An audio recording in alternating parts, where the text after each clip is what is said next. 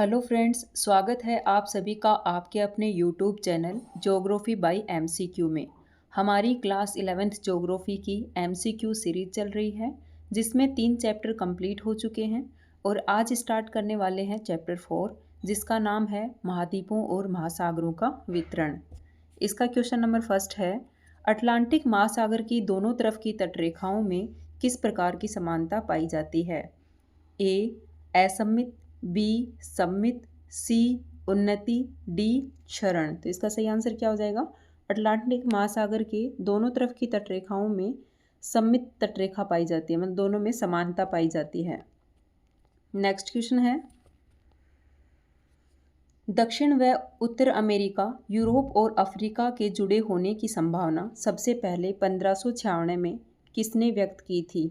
ए Antonio Pellegrini, B Abraham Ortelius, C Alfred Wegener, D Charles Darwin. तो सबसे पहले उत्तरी अमेरिका, दक्षिणी अमेरिका और यूरोप अफ्रीका, इन तीनों को एक साथ जुड़े होने की संभावना 1596 में किसने व्यक्त की थी? ये की थी अब्राहम ऑस्ट्रेलियस ने।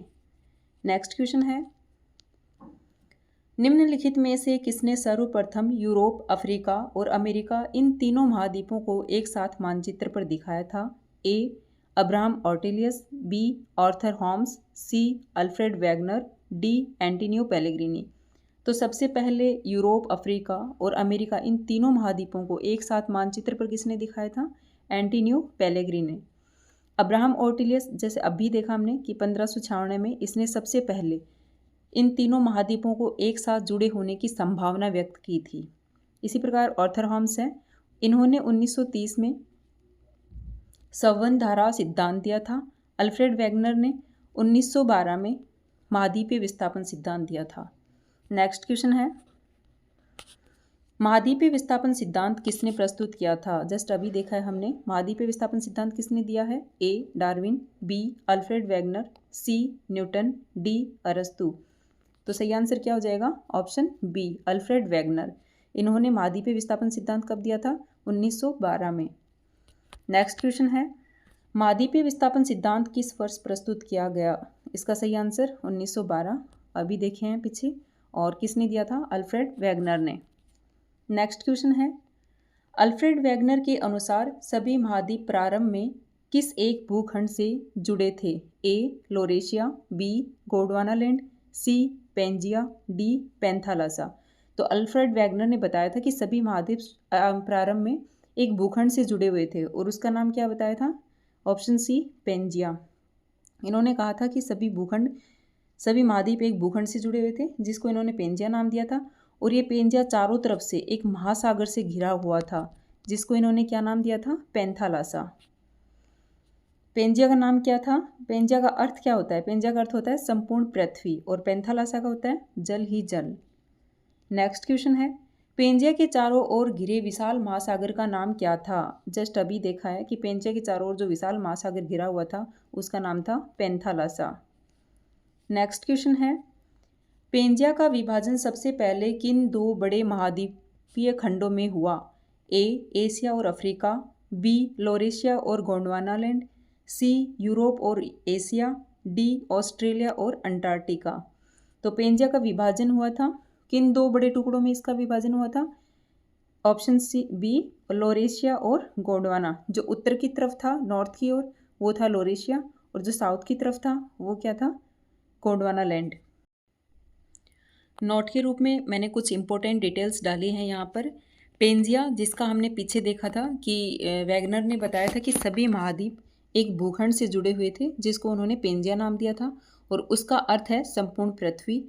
और वैगनर ने बताया था कि पेंजिया चारों तरफ से एक महासागर से घिरा हुआ था जिसको इन्होंने पैंथालासा नाम दिया था और इसका अर्थ है जल ही जल। लोरेशिया और गोंडवानालैंड का विभाजन 20 करोड़ वर्ष पहले हुआ था। अगर क्वेश्चन आए कि लोरेशिया और गोंडवानालैंड का विभाजन कितने करोड़ वर्ष पहले हुआ था तो इसका आंसर हो जाएगा 20 करोड़ वर्ष पहले। अगर काल पूछे तो इसका आ जाएगा जुरेशिक काल में इनका विभाजन हुआ था। नेक्स्ट क्वेश्चन है, नीचे दिए गए कथनों पर विचार कीजिए। 1. वैगनर ने महाद्वीप को पेंजिया नाम दिया। 2.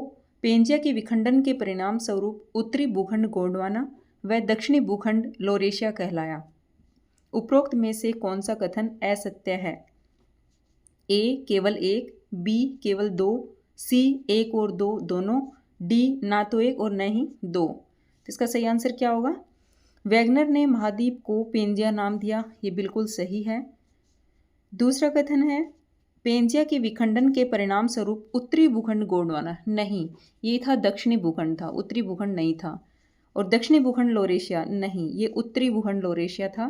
पेंजिया के विभाजन के बाद जो उत्तरी खंड, जो उत्तर की ओर प्रवाह हो रहा था जिसका, उसका नाम लोरेशिया था, और दक्षिण की तरफ जो भूखंड था उसका नाम गोंडवाना था। तो इसका असत्य कथन कौन सा आ जाएगा? दूसरा। तो सही आंसर क्या आ जाएगा? ऑप्शन बी केवल दो। नेक्स्ट क्वेश्चन है निम्न में से कौन सा प्रमाण महाद्वीपीय विस्थापन के पक्ष में नहीं है? एक, महाद्वीपों की तटरेखाओं में असाम्यता। दो, महाद्वीपों के पार चट्टानों की आयु में असमानता। तीन, टेलाइट निक्षेप। चार, प्लेसर निक्षेप। पाँच, जीवाश्मों का वितरण। कूट ए केवल एक, दो और तीन, बी केवल दो, तीन और चार, सी केवल चार और पाँच, डी केवल एक और दो। तो इसका सही कौन सा हो जाएगा? ऑप्शन कौन सा सही हो जाएगा? महाद्वीपीय विस्थापन के पक्ष में प्रमाण नहीं है, क्वेश्चन ये है। तो महाद्वीप पहला क्या हो जाएगा? महाद्वीपों की तटरेखाओं में असाम्यता, नहीं, ये गलत है। महाद्वीपों की तटरेखाओं में साम्यता ही महाद्वीपीय विस्थापन के पक्ष में प्रमाण देती है। महाद्वीपों के पार चट्टानों की आयु में असमानता, नहीं, गलत है। महाद्वीपों के पार चट्टानों की आयु में समानता। तीसरा है टेलाइट निक्षेप, ये भी सही है। चौथा है प्लेसर निक्षेप, ये भी सही है। पांचवा है जीवाश्मों का वितरण, ये भी सही है। तो पहला और दूसरा गलत है। इसका सही आंसर क्या हो जाएगा? ऑप्शन डी केवल एक और दो। हम टेलाइट निक्षेप और प्लेसर निक्षेप क्या हैं इनको आगे देखेंगे। नेक्स्ट क्वेश्चन है महाद्वीपों की तटों की साम्यता को सिद्ध करते हुए किसने कंप्यूटर प्रोग्राम की सहायता से अटलांटिक तटों को जोड़ते हुए 1964 में मानचित्र बनाए हैं?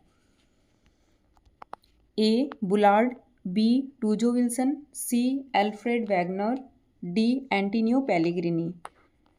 तो बुलार्ड इसका सही आंसर आ जाएगा, ऑप्शन ए बुलार्ड।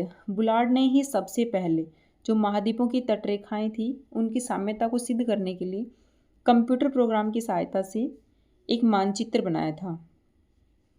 टूजो विल्सन इन्होंने जो है प्लेट शब्द दिया था, टूजो विल्सन ने। अल्फ्रेड वैगनर ने हमने पीछे देखा कि इन्होंने 1912 में महाद्वीपीय विस्थापन सिद्धांत दिया है। एंटोनियो पेलेग्रिनी इन्होंने सबसे पहले तीनों महाद्वीपों को अमेरिका, यूरोप और अफ्रीका, इन तीनों को जुड़ा हुआ मानचित्र पे दिखाया था। नेक्स्ट क्वेश्चन है महासागरों के पार चट्टानों की आयु जानने के लिए कौन सी विधि का प्रयोग किया जाता है? ए कार्बन डेटिंग, बी रेडियोमेट्रिक काल निर्धारण विधि, सी थर्मल एनालिसिस, डी भूचुंबकीय अध्ययन। तो इसका सही आंसर क्या हो जाएगा? Option B. महासागरों के पार चट्टानों की आयु को जानने के लिए कौन सी विधि का प्रयोग करते हैं? रेडियोमेट्रिक काल निर्धारण विधि का। अब ये देख लेते हैं कि कार्बन डेटिंग विधि क्या है। कार्बन डेटिंग विधि के द्वारा जो जीवाश्म होते हैं उनकी आयु का निर्धारण किया जाता है और इसमें C14 समस्थानिक का यूज़ किया जाता है। नेक्स्ट क्वेश्चन है इम्पोर्टेंट नोट के रूप में कुछ डिटेल है यहाँ पे कि 200 करोड़ वर्ष प्राचीन सेल समूह की एक पट्टी ब्राज़ील तट और अफ्रीका तट पर पाई जाती है। जैसे हमने पीछे क्वेश्चन में देखा था कि कौन से प्रमाण हैं जो महाद्वीपीय विस्थापन के पक्ष में नहीं है और हैं। तो दूसरा था इसमें कि महाद्वीपों के पार चट्टानों की आयु में असमानता, जो कि गलत था।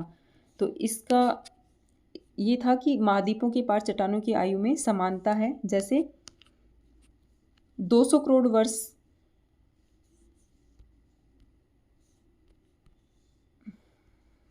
करोड़ वर्ष प्राचीन सेल समूह की एक पट्टी ब्राज़ील तट और पश्चिमी अफ्रीकी तट पर पाई गई है। नेक्स्ट क्वेश्चन है दक्षिण अमेरिका और अफ्रीका की तटरेखा के साथ पाए जाने वाले आरंभिक समुद्री निक्षेप किस काल के हैं? ए कार्बोनिफेरस काल, बी ट्रायसिक काल, सी जुरासिक काल, डी क्रिटेशियस काल। तो दक्षिणी अमेरिका और अफ्रीका की तटरेखा पर पाए जाने वाले आरंभिक समुद्री निक्षेप किस काल के हैं? ये हैं जुरेसिक काल के। तो इसका सही आंसर क्या हो जाएगा? Option C. नेक्स्ट क्वेश्चन है, जुरासिक काल के आरंभिक समुद्री निक्षेपों से क्या पता चलता है?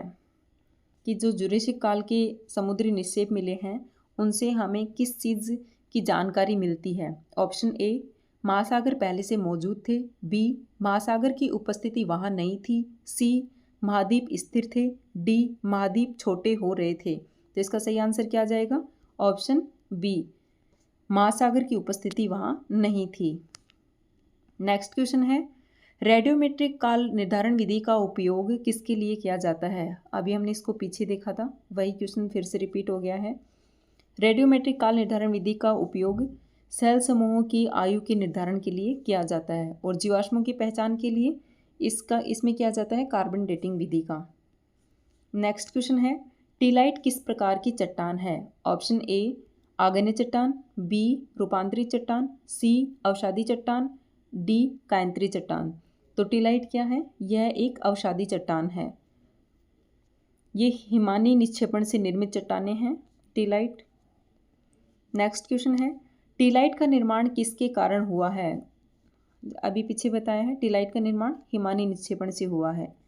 नेक्स्ट क्वेश्चन है, भारत में पाए जाने वाले टीलाइट किस श्रेणी के तलछटों में मिलते हैं?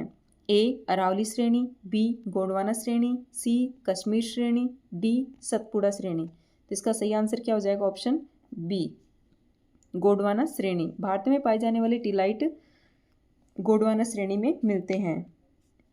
नेक्स्ट क्वेश्चन है, गोंडवाना श्रेणी के अतिरिक्त टीलाइट कहाँ पाए जाते हैं? मतलब भारत में गोंडवाना श्रेणी में टीलाइट पाए जाते हैं, तो इसके अलावा और विश्व में कहाँ कहाँ टीलाइट्स पाए जाते हैं? जो अवसादी चट्टानें हैं हिमानी निक्षेपण, वो कहाँ कहाँ मिलते हैं?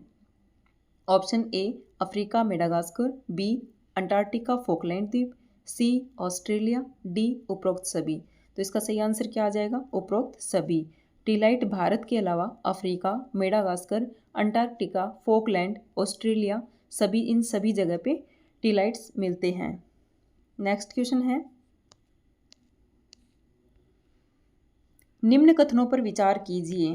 पहला है, टीलाइट चट्टानें प्राचीन जलवायु और महाद्वीपों के विस्तार का स्पष्ट प्रमाण नहीं है। दूसरा है, अफ्रीका के घाना तट और ब्राजील तट पर प्लेसर निक्षेप महाद्वीपीय विस्थापन का स्पष्ट प्रमाण है। उपरोक्त में से सत्य है, कौन सा सही है? ऑप्शन ए, केवल एक, ऑप्शन बी, केवल दो, ऑप्शन सी, एक और दो दोनों, ऑप्शन डी, न तो एक और न ही दो। तो इसका सही आंसर क्या आ जाएगा? फिर से देखते हैं इसके ऑप्शन।